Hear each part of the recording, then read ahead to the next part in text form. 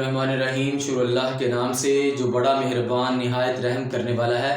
आज हम लोग 9th क्लास की जो बायोलॉजी है उसका जो चैप्टर नंबर 3 है वो स्टार्ट कर रहे हैं। चैप्टर नंबर 3 का जो टाइटल है वो है जी बायोडाइवर्सिटी।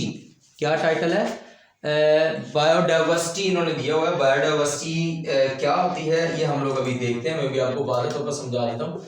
बायोडाइवर्सिटी, बायो जो लफ्ज़ है आपको पता ही है। बायो का मतलब होता है जानदार और डाइवर्सिटी का मतलब होता है अक़साम।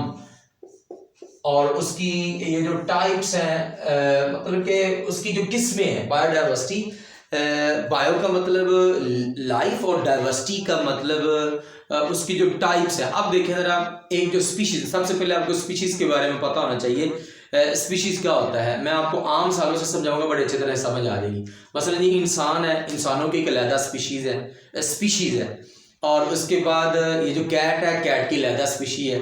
और उसके बाद जी मोंकी है, मोंकी की अलहदा है। एलिफेंट की अलहदा है। ज़ेब्रा की अलहदा है। और इसी तरह ये जो फॉक्स है, फॉक्स की अलहदा है। टाइगर की अलहदा है। लाइन की अलहदा है। गधे की अलहदा है। हर एक जानदार मतलब कि जो आपको दूसरे जानदारों से मुख्तलिफ नजर आता है, this is called the species. उसको स्पीशीज का नाम देते हैं। अब देखें जरा, एक तो ये जो जानदार होते हैं, जानदारों के अंदर वैरायटी होती है और एक जानदारों से बाहर वैरायटी होती है। Diversity means variety. मिसाल के तौर पर मैं अगर ह्यूमन बींग्स की बात करूं, इंसानों की बात करूं, तो इंसानों में जी कुछ का कद बड़ा होता है, कुछ का छोटा होता है, कुछ का कलर वाइट होता है, कुछ का ब्लैक होता है। बात की समझ आ रही है ना? आप देखें वो जो ऑस्ट्रेलियन है उनका कलर वाइट होता है। गोरे जो है जो बरसगीर में रहने वाले लोग हैं, पाकिस्तानी है या इंडियन है, तो हमारा जो कलर होता है मोस्टली गंधमी होता है। ठीक है। अब उसके बाद जो अफ्रीकन है उनका कलर देख लें जरा, वो ब्लैक। मतलब ये बात करने का मकसद ये है कि एक जो जानदार है, जानदार के अंदर भी वैरायटी होती है और स्पीशीज के बाहर तो वैरायटी है ही है। मैंने आपको स्पीशीज के नाम बता दिए। इसी तरह ये जो लगा लें, पौधे लगा लें, आम जो कॉमन नेम्स है पौधों के, मिसाल के तौर पर जी कीकर है, कीकर की लहदा स्पीशी है। चमेली का फूल है, इसकी लहदा स्पीशी है। बाकी जितने भी फूल, मतलब कि जो भी फूल है लहदा उनकी लहदा स्पीशीज है। और जो स्पीशीज होती हैं वो एक दूसरे के साथ इंटरब्रीड कर सकती हैं, एक दूसरे के साथ मिलाप कर सकती हैं और आगे अपनी जनरेशन को बढ़ा सकती है। मकसद ये बात करने का बायोडाइवर्सिटी से बड़ा जानदारों की स्पीशीज। और ये स्पीशीज जहाँ एक जो है ना नस्ल के अंदर भी हो सकती है और उसके बाहर भी हो सकती है। उसके बाद फ्लोरा क्या होता है जी, फाना क्या होता है? फ्लोरा देखें जरा, ये जो स्पीशीज होती हैं प्लांट्स की, फ्लोरा, प्लांट्स की जो वैरायटी होती है, this is called the flora.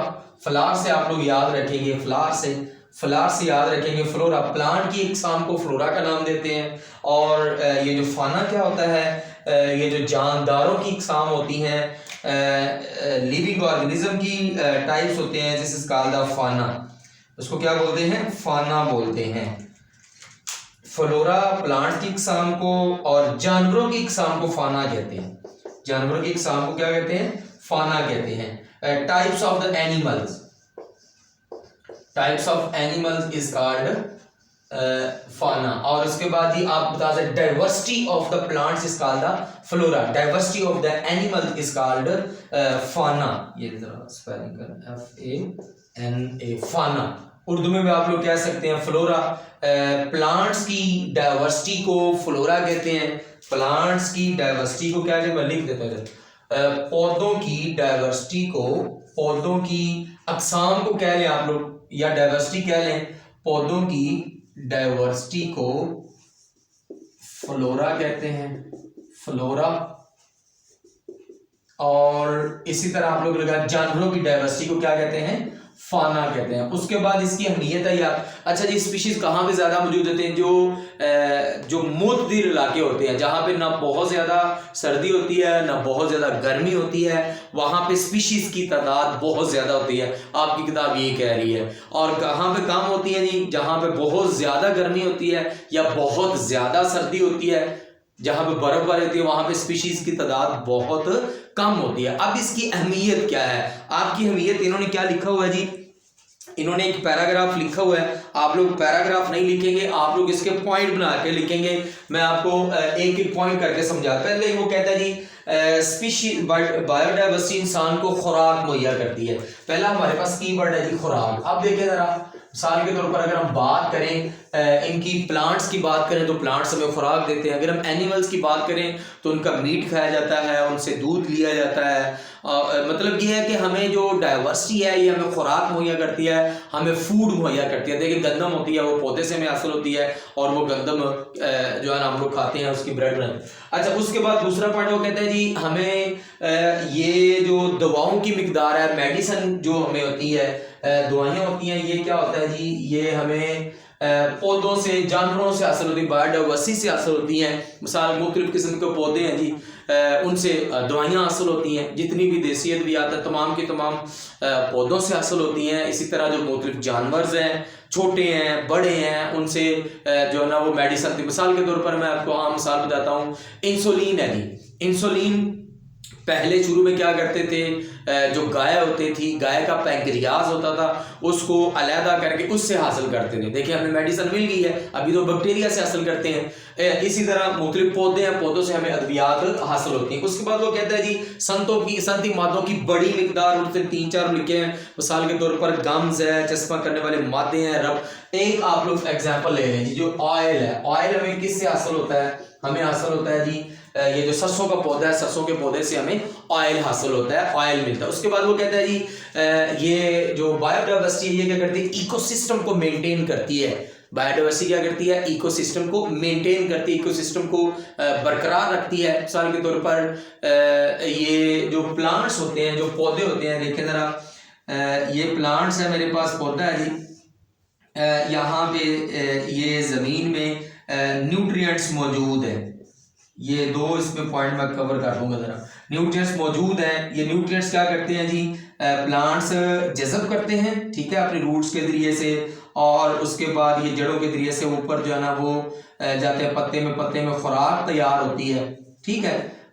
खुराक जो तैयार होती है उसके बाद मतलब ये बात करने का मकसद, ये जो न्यूट्रिएंट्स होते हैं इनका एक साइकिल बन जाता है। ये इसको हम लोग कहते हैं जी, एक साइकिल हमारे पास 10th क्लास में आता है नाइट्रोजन साइकिल, और एक हमारे पास आता है जी कार्बन साइकिल। न्यूट्रिएंट्स को साइकिल करने में, बदल कर आने में जो है ना बायोडाइवर्सिटी बहुत ज्यादा अहमियत किरदार अदा करती है, इसकी बहुत ज्यादा अहमियत है। उसके बाद ये इन्होंने लिखा हुआ है इकोसिस्टम को बनाना का मतलब ये है कि देखिए इकोसिस्टम क्या होता है जी, लिविंग पार्ट, ये जो हमारा माहौल है, लिविंग पार्ट मिसाल के इंसान है, प्लांट्स है, और नॉन लिविंग पार्ट मिसाल के तौर पर जी ये हवा है, मट्टी है, पानी है, ये बनाती है बायोडाइवर्सिटी।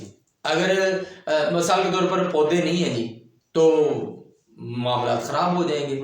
इसी तरह अगर ये चक्कर नहीं चल रहा, साइकिल नहीं चल रहा, तो ये जो गजाई चक्कर इसको बोल रहे हैं, कार्बन साइकिल, नाइट्रोजन नहीं चल रहा, तो ये जो न्यूट्रिएंट्स हैं इनकी जमीन में कमी हो जाएगी। मकसद ये है बात करने का कि इकोसिस्टम को मेंटेन करना, बरकरार रखना, ये बायोडाइवर्सिटी का ही काम है। मुख्तलिफ किस्म के पौधे हैं जो एनिमल्स हैं वो करते हैं। अब उन्होंने यहाँ पे लिखा हुआ है जी, एक पॉइंट लिखा है, वो कहता है जी फजा को बाकायदा बनाते हैं। आपको पता है कि जो प्लांट्स होते हैं वो क्या करते हैं, कार्बन डाइऑक्साइड को जज़ब करते हैं, ऑक्सीजन को खारिज करते हैं। मतलब ये है कि जो बायोडाइवर्सिटी है, जो प्लांट्स हैं, माहौल से जो है ना आलूदगी को ख़त्म करते हैं, आलूदगी को ख़त्म करते हैं प्लांट्स, पौधे, और ये एक्ट करते हैं, प्लांट्स जो होते हैं इनको हम लोग कहते हैं जी ये लंग्स ऑफ द एनवायरनमेंट। ये जो हमारा माहौल है उसके जो है ना वो फेफड़े हैं, प्लांट्स माहौल से आलूदगी को खत्म करते हैं। आगे इन्होंने लिखा ग़िज़ाई मादों के चक्कर और जरखेज मट्टी मुहैया करने में बराह रास्त किरदार अदा करते हैं। मैंने अभी आपको बता दिया 2 साइकिल है, नाइट्रोजन साइकिल है, इनकी डिटेल हम लोग 10th क्लास में देखें, कार्बन साइकिल है। मतलब ये है कि जो न्यूट्रिएंट्स होते हैं इनके अदल बदल कर आने जाने में ये जो बायोडाइवर्सिटी है बहुत ज़्यादा अहमियत, बहुत ज़्यादा किरदार अदा करती है। मैं दोबारा समराइज कर रहा हूँ। हमने ये देखा है कि बायोडाइवर्सिटी से क्या मुराद है, इसकी अहमियत बयान करें। बायोडाइवर्सिटी से मुराद जानदारों की वैरायटी है, जानदारों की इकसाम है, जानदारों की टाइप्स हैं, और एक स्पीशीज के अंदर भी हो सकती हैं, स्पीशीज के बाहर भी हो सकती हैं। मैंने आपको बताया जो एक इंसान है, इंसान किसी का कद बड़ा होता है, छोटा होता है, कलर ब्लैक होता है, गंदमी होता है, वाइट होता है, ये स्पीशीज इंसानों की एक स्पीशी है। एक स्पीशीज के अंदर वैरायटी है, और उसके बाद इस स्पीशीज के बाहर कौन सी वैरायटी है जी? इंसानों की अलहदा है, मोंकी की अलहदा है, एलिफेंट की अलहदा है, ज़ेब्रा की अलहदा है, फॉक्स की अलहदा, गधे की अलहदा स्पीशी है। और उसके बाद इसकी अहमियत क्या है जी? खुराक में मिलती है, इससे मेडिसिन ली जाती है, मुख्तलिफ किस्म की अशिया तैयार की जाती है। मिसाल के तौर पर ऑयल है, ऑयल हमें मिलता है, ग़िज़ाई मादों के चक्कर में अहम किरदार अदा करती है, इकोसिस्टम को बनाने में अहम किरदार अदा करती है। हमारे माहौल से जो आलूदगी है, हमारे माहौल की जो बायोकेमिस्ट्री है, उसको साफ कर, हमारे माहौल को साफ करने में बायोकेमिस्ट्री बहुत ज़्यादा अहमियत की हामिल है, बहुत ज़्यादा, बहुत ही अहम किरदार अदा करती है।